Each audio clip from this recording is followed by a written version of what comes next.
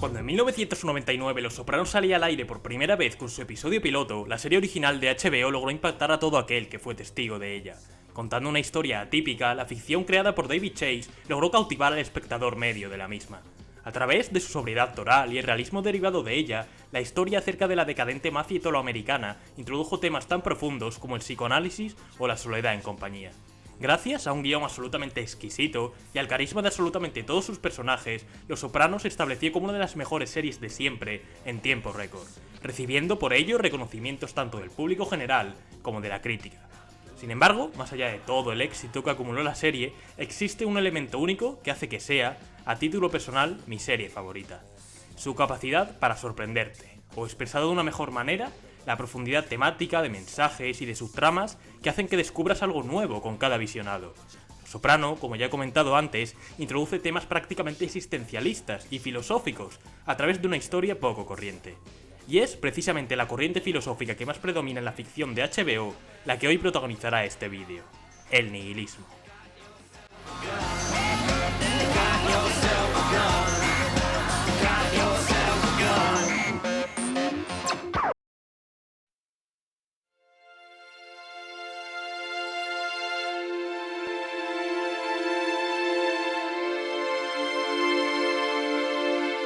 Por supuesto, Los Sopranos se plantean un universo ficticio, pero a la vez en uno de los más reales y crudos que se habían representado en ficción televisiva hasta la fecha. La serie incide en varias ocasiones en la pérdida de los valores tradicionales, tanto aquellos que tienen que ver con el mundo criminal, como los que se van marchitando dentro de un sueño americano que Estados Unidos parece haber dejado atrás hace mucho tiempo. La decadencia del mundo al que pertenecen, sumada al ansia por encontrar un camino en medio de una encrucijada prácticamente existencialista, invaden a personajes como Paulie Gualtieri en momentos determinados de la serie. Uno de los brazos derechos de Tony, consumido por los males internos derivados de diferentes situaciones a lo largo de la serie, llega a plantearse dónde acabará cada persona que lo rodea al finalizar sus existencias, y si las acciones que han llevado a cabo en vida repercutirán en su último destino. Y sí, Paulie, un matón al que temporadas atrás veíamos de esta manera. Amazing thing about snakes is that they reproduce spontaneously. What do you mean? They have both male and female sex organs. That's why somebody you don't trust, you call a snake. How can you trust a guy who can literally go fuck themselves? Logra cautivar y emocionar al espectador cerca del final de la serie con este debate interno. Pero este no es el tema principal de hoy. Lo es una corriente filosófica que está presente como temática principal en la serie y cuyo camino siguen, de una manera u otra, 4 de sus principales personajes. Si nos ceñimos al significado que popularmente se le ha dado al término nihilismo, nos encontramos con la definición que casi cualquier persona le podría dar: el de una filosofía extremadamente pesimista, negacionista de la vida o que opta por no creer en nada. Esta imagen, que bien podría aplicarse de igual manera a Los Soprano, pues tal es su variedad temática y de pensamientos, dista sin embargo bastante del significado real del término. El término nihilismo proviene del latín nihil, que significa nada. Este se utiliza para referirse a un tipo de pensamiento que sostiene o que aboga por una ausencia o nada en lugar de la idea de un origen fundacional como el punto de partida. A pesar de este significado, y como ya he dejado caer antes, el término se acabó convirtiendo en mofa e insulto para las generaciones jóvenes y radicales que, al oponerse al orden tradicional y establecido, eran acusadas de no creer en nada. El padre del nihilismo, a pesar de que se popularizase en Rusia, no fue otro que Friedrich Nietzsche, quien plantea la pérdida de peso de aquellos valores considerados como supremos.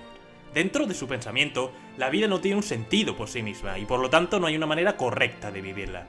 La existencia del ser humano es efímera y vana y por lo tanto queda en cada uno decidir lo que hace con ella en plena y en absoluta libertad. Temas como la religión, la ideología, la moralidad y otras doctrinas no son más que mecanismos de control del pensamiento a favor de mantener un estatus. Tener conciencia del vacío existencial es, por tanto, una forma de libertad. Nietzsche, además, distingue dentro de esta corriente de pensamiento 3 tipos o períodos. Estas categorías, asociadas cada una a un personaje distinto, son las que exploraré en el día de hoy. Así que, ahora sí, vamos allá.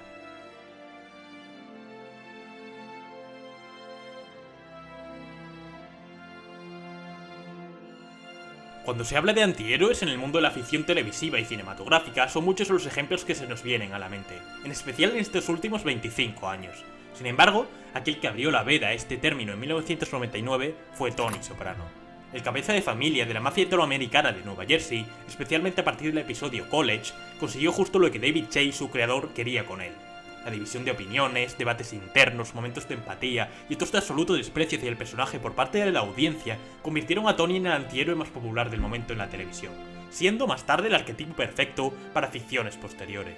Nuestro protagonista, prácticamente desde un primer momento, se cuestiona temas nunca antes tratados en la historia de la televisión. La marcha de los patos en los primeros episodios le hace plantearse la pérdida progresiva de su familia, a la vez que somos testigos como espectadores de su constante pensamiento acerca de la decadencia de los valores occidentales. But lately I'm getting the feeling that I came in at the end. The best is over. Many Americans, I think, feel that way. I think about my father. He never reached the heights like me. But in a lot of ways he had it better. He had his people. They had their standards. They had pride. Today, what do we got? Esta queja se extenderá a prácticamente todos los aspectos de la vida de Tony, pero principalmente a dos de ellos, la familia y el mundo criminal, donde se incide en la pérdida de la lealtad. Todos estos factores propios del mundo que le rodean, junto con la ruptura de sus últimos lazos de afecto con sus seres más cercanos, como pueden ser el distanciamiento con su madre, con Junior, sus compañeros de trabajo.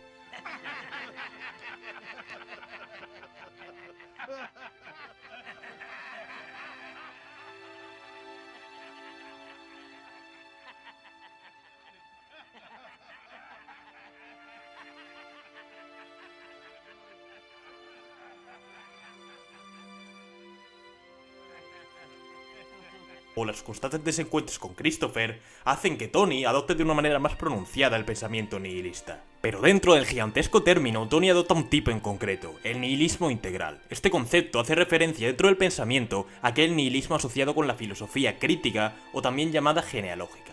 Esto vendría a ser el cuestionamiento de los valores morales más primitivos e integrados en un mayor grado en nuestra sociedad, a través de la retrospección. Es decir, su idea principal es la de investigar a fondo estos conceptos que a menudo se dan por sentados en nuestra civilización y que según Nietzsche nos proporcionarían más sorpresas de las esperadas. Tony, a través de sus sesiones con la doctora Melfi, cuestiona en varias ocasiones algunos de los valores morales que salen a la luz y que afectan a su trabajo.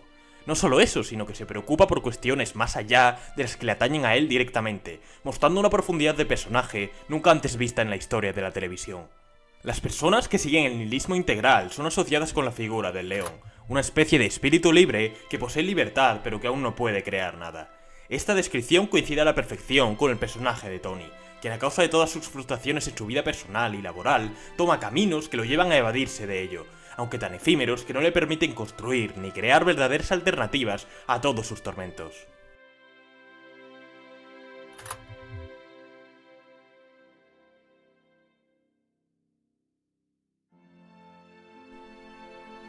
A propósito de esta frase, me gustaría rescatar un fragmento de Humano, demasiado humano, obra de Nietzsche.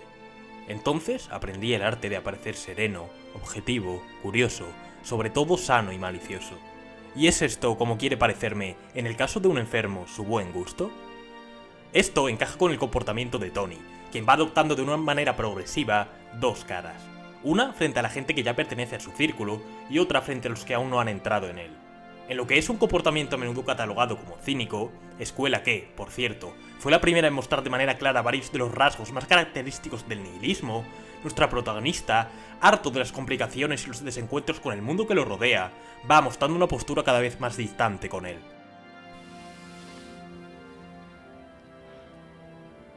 Do you feel like Frankenstein? A thing? Lacking humanity? Lacking human feelings?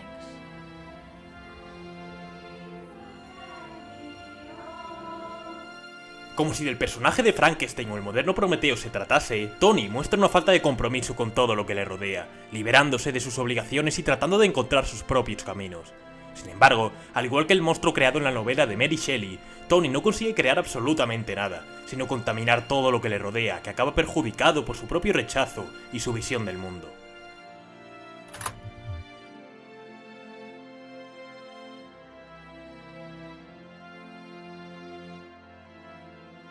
Esta frase, nuevamente de Nietzsche, resume de una manera casi perfecta la relación entre Tony y Anthony Jr., y a su vez ayudará a hacer la transición entre el análisis de estos dos personajes.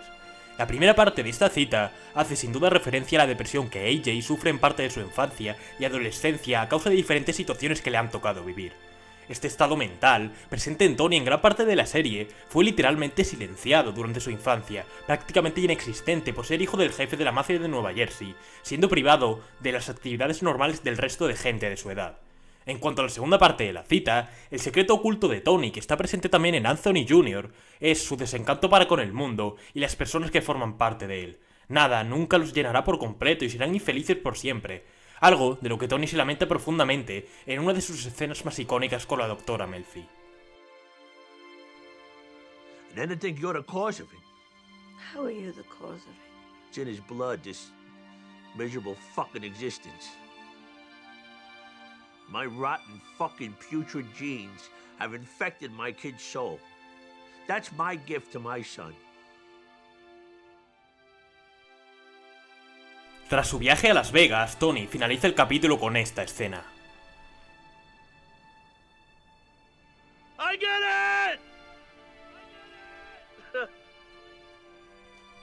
Y el siguiente empieza así.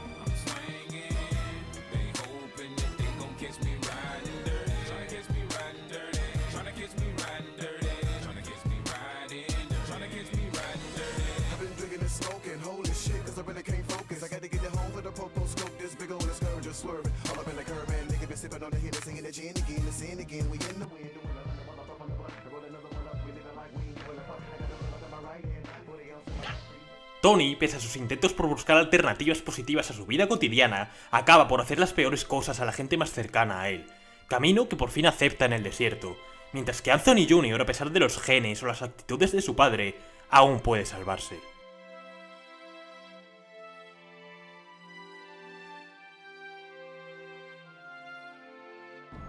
You know that no God shit. That upset your mother very much. It's not no God. It's just God is dead. Who said that? Nietzsche. He's a 19th century philosopher from Germany. El hijo de Tony Soprano, Anthony Jr., es otro personaje que sigue la filosofía nihilista, aunque en este caso estamos hablando de otro tipo diferente. El nihilismo futuro está relacionado con la filosofía artística, creadora y legisladora de valores morales. Este tipo de pensamiento es, a su vez, el del filósofo artista, el filósofo niño o el filósofo del futuro. Su figura es precisamente la de ese niño que posee inocencia y libertad para crear. Esto casa a la perfección con Anthony Jr., quien desde sus primeras etapas y tras descubrir precisamente a Nietzsche, comienza a cuestionarse prácticamente todos los valores morales, incluyendo aquellos que le rodean y que tan fuertemente inculcados están en la cultura iberoamericana. Comenzando por plasmar en su vida la frase «La nobleza ha muerto» de Nietzsche en Así habló Zaratustra, AJ adopta de manera fuerte el nihilismo en la primera etapa de su adolescencia, perteneciendo dentro del mismo al nihilismo futuro. A pesar del negativismo dentro del pensamiento que le rodea en su propia familia, The world is a jungle. And if you want my advice, Anthony, don't expect happiness. You won't.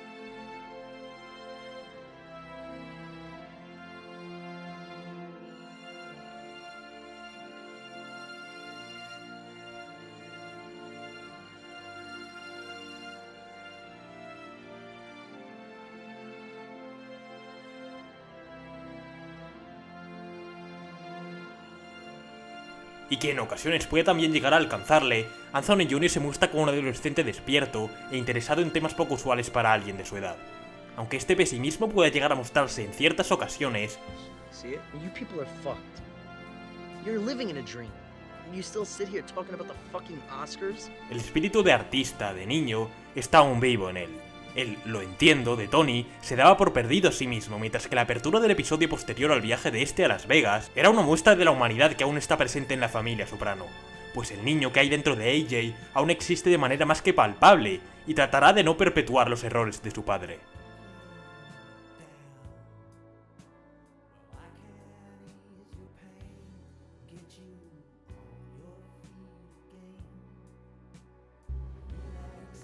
You ever feel like nothing good was ever gonna happen to you?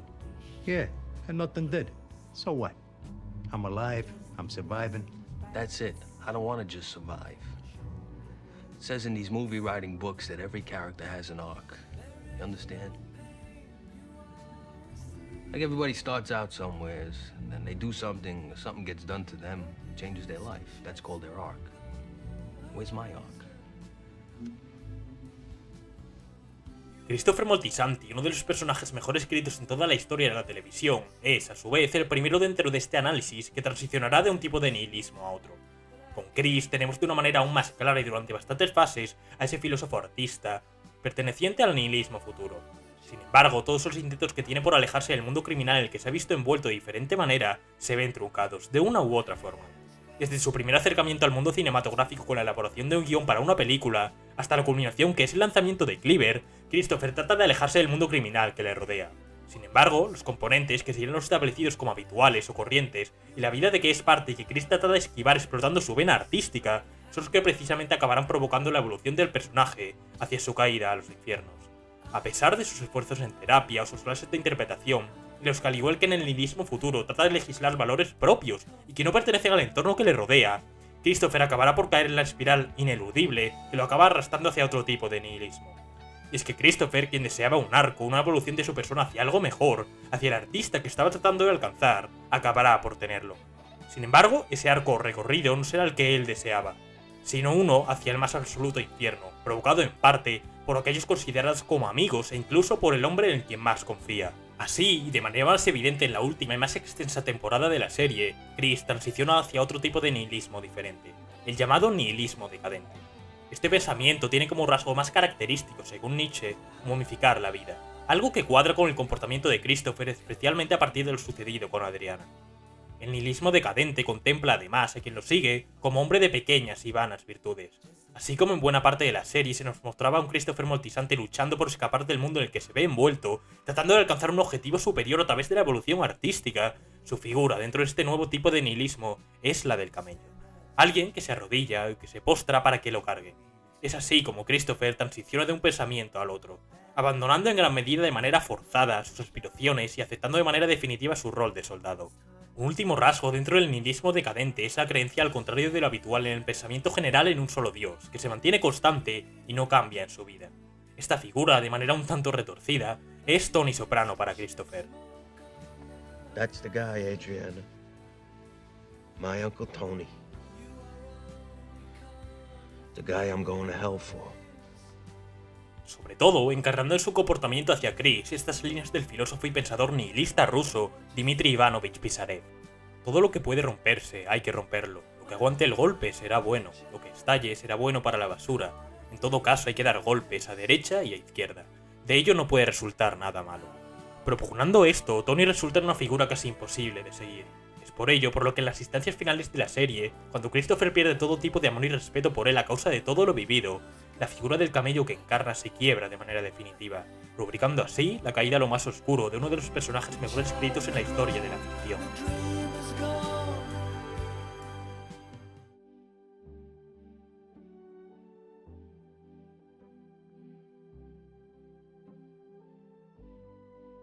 Carmela Soprano es, seguramente junto a Tony, el personaje que más y mejor encarna el pensamiento nihilista en Los Soprano. A pesar de sus comienzos en los que se ve atada a valores morales tradicionales, como pueden ser su catolicismo, o el reproche a Tony por todos los actos inmorales o impuros que comete, Carmela va rompiendo de una manera progresiva sus lazos con todo lo impuesto como correcto por la sociedad occidental. En las primeras temporadas de la serie, vemos a una Carmela prácticamente obsesionada por cambiar a su marido, Tony Soprano. Tratando principalmente de acercarle a la iglesia, pretende cambiar un comportamiento y una actitud moral que, aunque son también parte de su vida, Carmela no acaba de aceptar. En sus inútiles esfuerzos por hacer que Tony forme parte de la religión monoteísta cristiana, característica fundamental, por cierto, del nihilismo decadente, Carmela comienza a darse cuenta de que hay cosas que no podrá cambiar, y que quizás los valores tradicionales no tienen tanta importancia como antaño le parecían. Así, y de una manera progresiva, irá rechazando las creencias derivadas del mundo occidental al que pertenece. Desde su distanciamiento con el padre Intintola hasta su rechazo al rector de la Universidad de Meadow, quien achaca a su moral, Carmela rompe con los estándares con los que a priori debería cumplir. la esposa del jefe de la mafia italoamericana de Nueva Jersey, quien siempre había sacado provecho de la posición de su marido, deja al fin de rechazar los privilegios o beneficios económicos derivados de ello, y comienza a aceptarlos para sí. Esta transformación culmina en la fiesta de cumpleaños de su padre, en que Carmela, ya de manera definitiva, deja de luchar por ser socialmente aceptada por todos, y de una forma clara acepta todo lo que implica ser una soprano, lo que choca de manera frontal con el comportamiento de su madre. Thank you for coming. I'm sorry for everything. What can I say? You're sorry for what? No, Pablo, I want to hear. That's why you didn't want Tony here. It had nothing to do with the marital situation. All along, it was so that your cultured Italian friends, who were born and raised on Arthur Avenue, I might add, wouldn't meet your Gavone son-in-law. He made us all look like Gavones. Whatever we are, I am proud of it, unlike you, obviously. Otro de los rasgos claves del nihilismo decadente es, como ya he comentado con Christopher, la característica de momificar la vida. Este elemento propio de esta rama de la filosofía nihilista está presente de una manera aún más clara en el personaje de Carmela, y la propia serie lo pone de manifiesto con la escena introductoria de la temporada 6, una de las mejores según montaje en toda la ficción.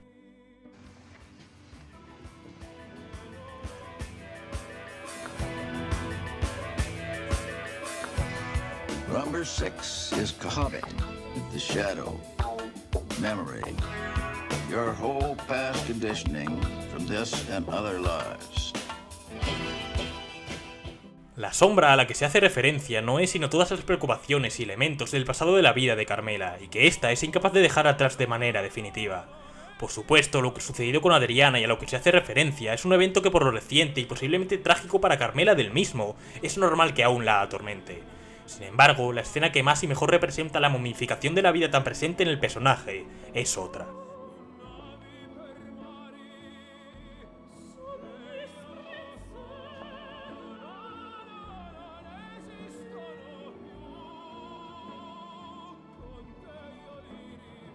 El origen de la tragedia, primera obra de Nietzsche en la que está reflejado el pensamiento nihilista decadente, habla del arte como un medio en el que plasmar lo atormentado de la vida. Aunque en esta escena el cuadro que se nos muestra no es directamente y ni mucho menos un suceso trágico, sí que representa uno de los grandes tormentos de Carmela, su relación con su hija Meadow. En esta excursión al museo de Brooklyn, madre e hija se encuentran distanciadas en uno de sus peores momentos dentro de su relación. Carmela, un personaje anclado a menudo en el pasado e incapaz en muchas ocasiones de pasar página con respecto a diferentes situaciones, ve reflejado en el cuadro aquello que añora y que en ese momento la atormenta. El sentimiento de nostalgia por la infancia de Meadow, sumado a la pérdida y a la inocencia de esta, vienen de golpe y sin avisar a Carm. Otro de los aspectos de la vida que David Chase logró plasmar a la perfección en Los Soprano fue el sentimiento de ser padres, con todo lo que ello conlleva. En este caso, el hecho de ver crecer a tus hijos. Por supuesto, esta es una característica con la que cualquier padre podría identificarse, pero que atormenta en exceso a un personaje incapaz de desanclarse de un pasado que siempre la condicionará. Esta es Carmela Soprano.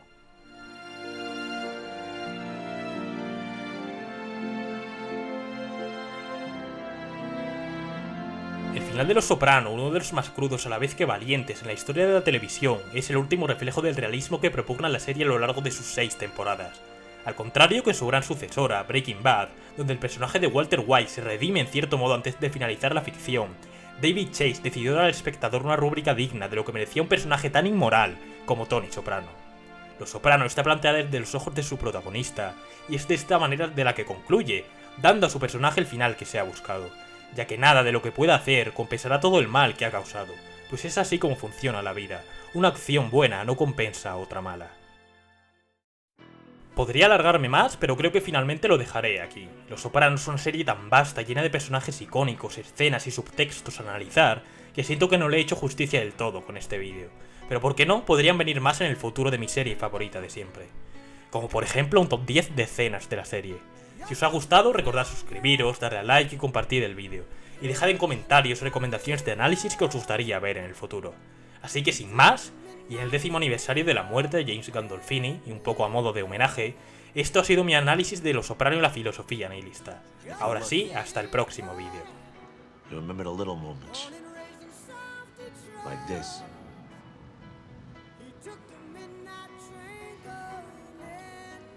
That were good. Cheers.